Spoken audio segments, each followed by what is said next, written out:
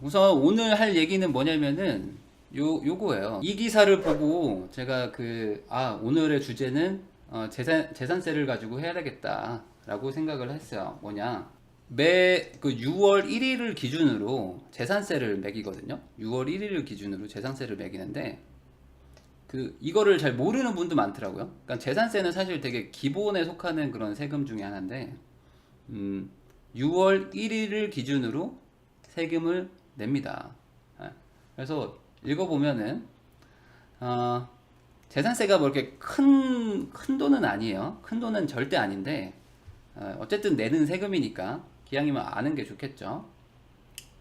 근데 뭐 다들 모르니까 행안부에서 이런 거를 뭐 소개했대요. 소개했다. 그러니까 왜냐면 뭐 이거 뭐 학교에서 알려주지를 않으니까. 그러니까 내가 찾아보지 않으면은 뭐 누가 알려주지 않죠. 그러니까 이런 것도 잘 모르니까 행안부에서 이런 걸 막 소개했다는 내용인데 매년 6월 1일을 기준으로 판단합니다. 이게 어떤 기준인 거냐면은 6월 1일에 등기부 등본에 소유자라고 나오면 내가 세금을 무조건 낸다. 무조건 낸다라고 생각하시면 돼요. 그러니까 여기 보면은 뭐 6월 2일에 매매할 때는 매도자가 재산세를 부담한다라고 돼 있잖아요. 그러니까 집을 아마 지금도 어떤 사람들은 지금 뭐 매매 거래를 해가지고 지금 잔금 치르기 직전인 사람들이 있을 거 아니에요. 그래서 제가 일부러 요거를 오늘 주제로 한 거예요. 만약에 내가 파는 사람이라면 5월 30일 뭐 이럴 때 팔아야 돼요. 잔금을 내야 돼요. 5월 30일 날 등기를 치라고 아예 줘버려야 돼요. 저 사람한테. 근데 예, 몰랐어요. 모르는 사람들도 있죠.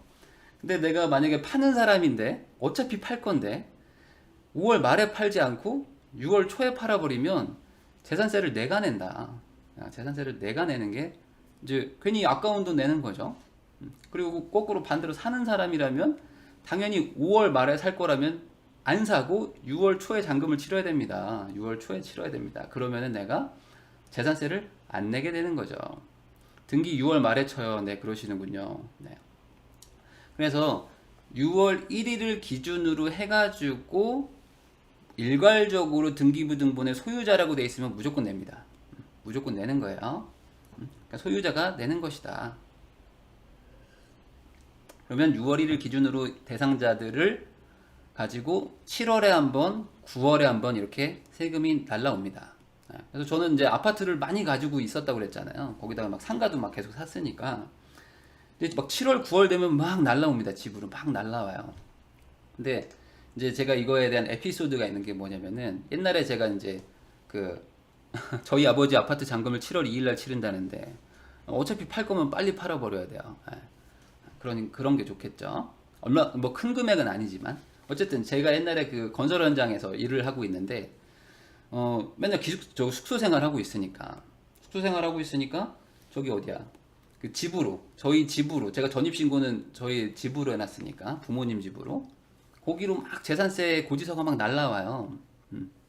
그러니까 그거를 한번 모아다가 뭉탱이를 모아가지고 그걸 이제 사무실에 가져와가지고 사무실 컴퓨터로 이렇게 내려고 이렇게 막 일하면서 몰래 이렇게 세금을 신고를 하고 있었죠. 세금을 내고 있었는데 그걸 제가 깜빡하고 야근하다가 깜빡하고 그거를 모아놓고 그냥 그 키보드 옆에 이렇게 쌓아놓은 거예요. 쌓아놨는데 그거를 다음날 갔더니 저희 팀장님이 불러가지고 제가 그때 공사팀이라는 데 있었는데 공사팀장님이 불러가지고 야, 너 뭐 하고 사냐? 막 그러는 거예요 저한테. 뭐 하고 사냐고. 그래서 저요? 열심히 일만 하고 사는데요. 그랬더니 저한테 거짓말하지 말라고 하면서 어제 봤던 재산세 납부 고지서를 막 저한테 얘기를 하는 거예요. 그러면서 그때부터 좀 찍혔죠. 찍혔어요 제가. 뭐냐면 일은 열심히 안 하고 딴 생각하는 놈, 딴 생각하는 놈으로 찍혔다. 그때 제가 아파트 한 10채? 11채, 12채? 뭐 이렇게 가지고 있었는데 한 단지에 여러 개를 가지고 있으면은 그게 한 장으로 와요. 한 장으로. 그러니까 그때 한 7, 8개 정도 왔을 거예요. 7, 8개.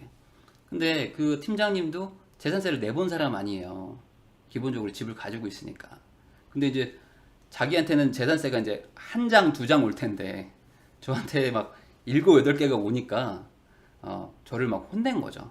쓸데없는 짓 하지 말라고. 열심히 그 자격증 따고 그 기술 공부를 해야지.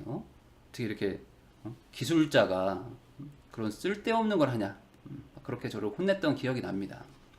지금은 잘 지내고 계시는지 잘 모르겠는데 어쨌든 그 뒤로도 매년 고지서는 날라와요. 계속 날라옵니다. 7월에 한 번, 9월에 한 번.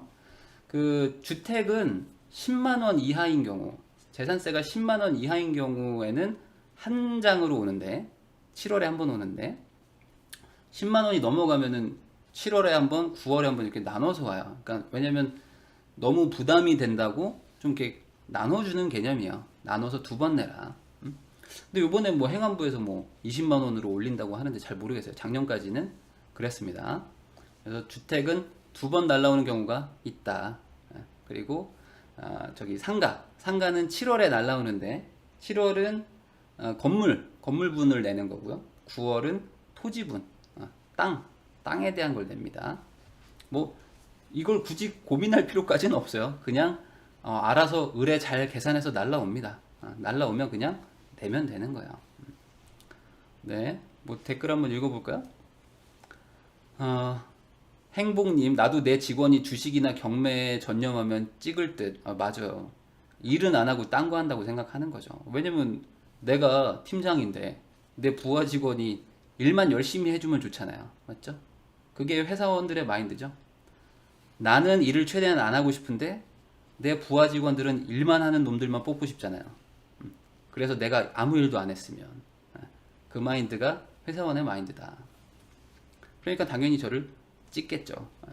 자, 어쨌든 그런데 이런 기사가 올라오면 또 막 댓글도 막 엄청 달리고 또 막 별의별 얘기들이 달립니다. 뭐 보유세니 뭐니 해가지고 또 막 언급을 많이 할 거고, 그 다음에 걱정 많은 사람들 많죠. 걱정 많은 사람들은 뭐 재산세 무서워가지고 투자 못 하겠어요. 이제 뭐 재산세 막 더 올라간다는데 어떡하죠? 막 이런 생각에 막 걱정들 많이 하고, 그 다음에 이제 부정적인 사람들 있죠. 부정적인 사람들은 정부가 보유세 올리면은 다주택자들 다 죽을 것이다. 다 죽어버려라. 막 이렇게 거꾸로 막 저주를 막 하여 그 저주를 하는 근거 자료로 아마 또 쓰일 거예요. 최선을 다합시다. 회사에서는 겸업 금지하니 그럴 수 있을 듯해요. 네, 임대사업은 겸업 금지에 해당이 안 됩니다. 네, 그러니까 그런 거 걱정 안 하셔도 돼요. 임대사업자 내면은 뭐 회사 잘리나요? 이런 생각하시는 분들 많은데 공무원도 임대사업자 낼 수 있으니까 걱정 안 하셔도 됩니다. 어쨌든 그래서 그런 사람들을 위해서 이런 뉴스를 한번 다뤄보는 겁니다. 자, 2번째 뉴스가 있어요. 이거는 이제 별거 아니고 여기 좀 약간 재밌는 기사여가지고 좀 해봤는데 기본은 요거예요. 요걸 보려고, 요 표를 보려고 한 거야. 표를 보려고.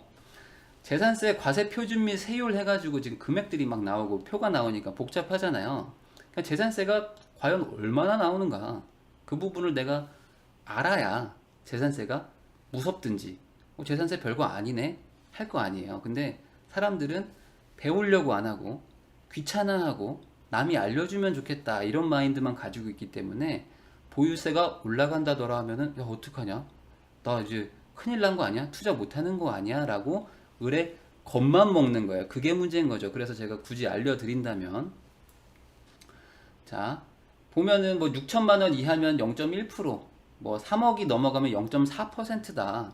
그러니까 이 0.4%, 1000분의 4, 100분의 4가 아니라 1000분의 4죠.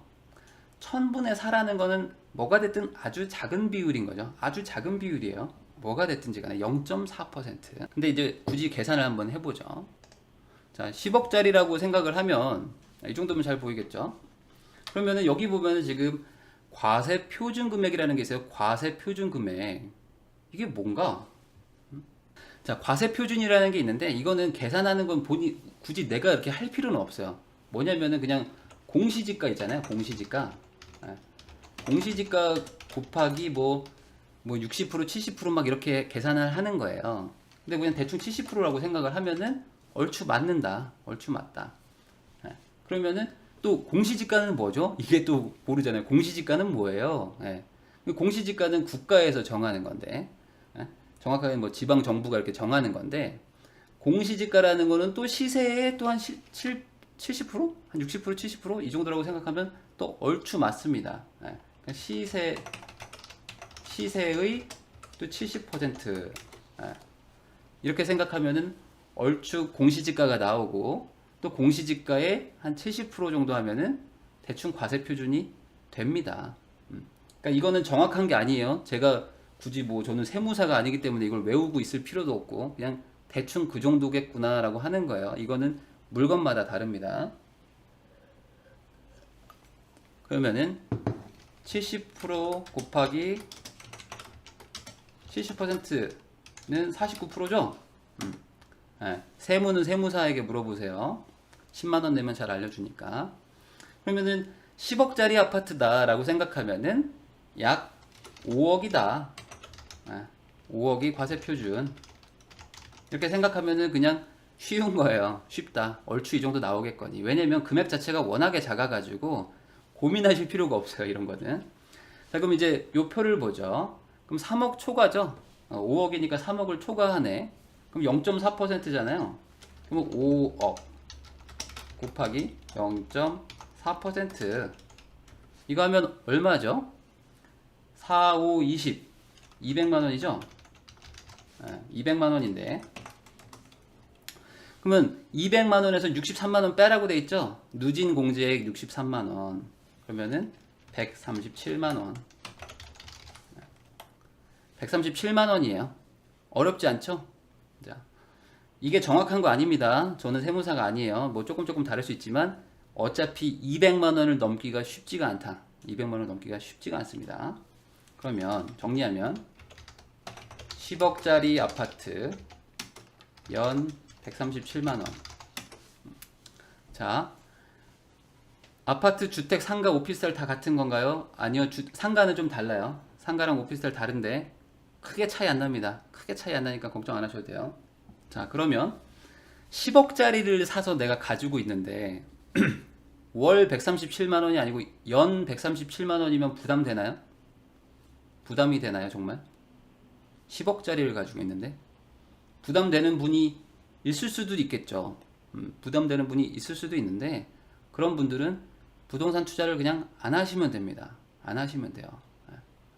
10억짜리를 가지고 있는데 1년에 137만 원을 낸다고? 그럼 한 달에 12만 원을 내는 거야? 한 달에 12만 원? 나는 그게 너무 아까워가지고 나는 10억짜리를 팔아야겠다. 10억짜리를 팔겠다. 라고 생각하는 사람은 부동산 투자를 하면 안 된다.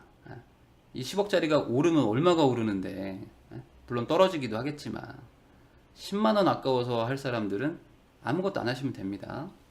그렇죠? 술을 한 번 안 먹고 대리운전을 한 번 안 부르고 하면서 충분히 아낄 수 있는 가격이죠.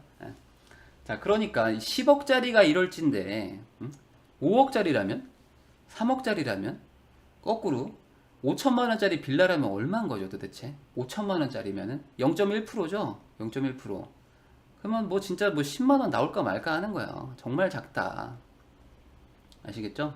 그래서 어떤 분들이 빌라를 막 10채 사고 20채를 사면은 그 재산세 어떡합니까? 그 보유세 어떡해요? 막 이런 걱정을 하시는 분들이 있는데 계산을 해보세요. 5천만 원짜리는 얼마인가? 5천만 원짜리. 그럼 대충 한 2,500만 원이겠죠? 2,500만 원에 0.1%면은 뭐 2만 5천 원인가요? 2만 5천 원? 한 3만 원, 4만 원 하는 거예요. 1년에 3만 원. 한 달에 한 2,500원. 2,500원 너무 아까워 죽겠는데요. 그러면 투자를 하지 마시라. 투자를 하지 마시라. 그냥 가만히 계시면 됩니다. 아시겠죠? 그러니까 재산세가 올라갑니다. 재산세 올라가니까 니네 다 죽었다. 다주택자들 다 죽어버려라. 막 이렇게 저주하시는 분들이 많은데 올라봐야 얼마나 오른다고. 그거는 걱정하실 필요는 없어요. 기본적으로 제가 지금 10억짜리를 가지고 얘기를 하는 거니까. 가격은 조금 다를 수 있는데 그래봐야 200만 원 정도밖에 안 됩니다. 아시겠죠? 근데 이건 끌게요. 이 기사에 재밌는 게 있어요. 이 기사에 재밌는 게 보세요. 자, 아이들 교육 문제로 강남에 실거주하면서 오래 보유해온 집이, 그러니까 아마 1가구 1주택이시겠죠. 1가구 1주택이실 것 같아요. 가격이 대폭 올라가지고 종부세를 내고 있어요. 이렇게 돼 있잖아요. 종부세를 내고 있다. 이따가 다룰 거예요. 종부세는 재산세 정도 한 번 더 나온다 생각하시면 얼추 맞습니다. 재산세 한 번 더 나온다. 아, 자, 이런 분이 있는데 올해부터 보유세가 대폭 오를 거라는 뉴스를 접하고 있어서 걱정입니다. 이런 분이 있대요. 정말 있는지는 잘 모르겠어요. 근데 있다고 합니다. 근데 남편 은퇴도 얼마 안 남고 높은 보유세를 낼 수 있는 상황이 아닙니다. 높은 보유세를 낼 수 있는 상황이 아니래요. 잘 모르겠어요, 이게. 강남에 실거주를 하면서 오래 보유했다 그러면 아마 집값이 최소 5억에서 10억 올랐을지도 몰라요. 5억에서 10억 정도 올랐을지도 모른다. 오래 보유했으니까. 아이들 교육이 끝나고 조만간 조그만한 집으로 갈아타고 월세에 나오는 부동산으로 갈아탈 계획이다. 그러니까 아이 교육 때문에 여기를 왔다고 그랬으니까 최소한 한 4, 5년 전에 오지 않았을까요? 4, 5년 전에. 그럼 4, 5년 전에 집을 샀다고 치고 아마 그러면은 뭘 살지를 모르겠는데 30평대 뭐 하나 샀다고 칠게요. 그러면 대충 뭐 한 9억 주고 샀을까? 10억 주고 샀을까? 근데 그게 지금 아마 뭐 16억, 17억 가겠죠? 16억, 17억 정도 가 있겠죠. 그러면은 한 7억 정도 올랐는데 월이 아니지. 연 한 400만 원 정도 나와서 죽겠어요. 이렇게 얘기를 하는 거예요. 자, 연 400만 원 정도 나와서 죽을 것 같아요. 그래서 집을 팔려고요. 라는 게 현실 세계에 있을까요? 자, 그냥 추정하는 겁니다. 저도 추정하는 거예요. 그냥 5년 동안 집값이 한 5억 정도 올라갔는데 1년에 400만 원 정도가 세금이 나와가지고 집을 팔려고 합니다. 집을 팔려고 해요. 이런 사람이 있을까요? 진짜? 거의 없을 것이다. 거의 없을 것이다, 아마. 그러니까 이런 사람이 있을 수도 있겠죠. 정말 있을 수도 있겠지만 아마 제가 봤을 때는 없을 거예요. 강남에 이렇게 꾸준히 살면서 세금을 내본 사람은 야, 이거 세금 1년에 뭐 한 3, 400 내면 막 1억, 2억씩 올라가는데 뭐하러 이거를 팔지? 라는 생각이 강하게 들 것이다. 그리고 아이들 교육도 끝나고 조그만 집으로 갈아타고 월세 나오는 부동산으로 갈아타려고 한다는 거는 대부분 별로 없고요. 보통은 전세를 줍니다.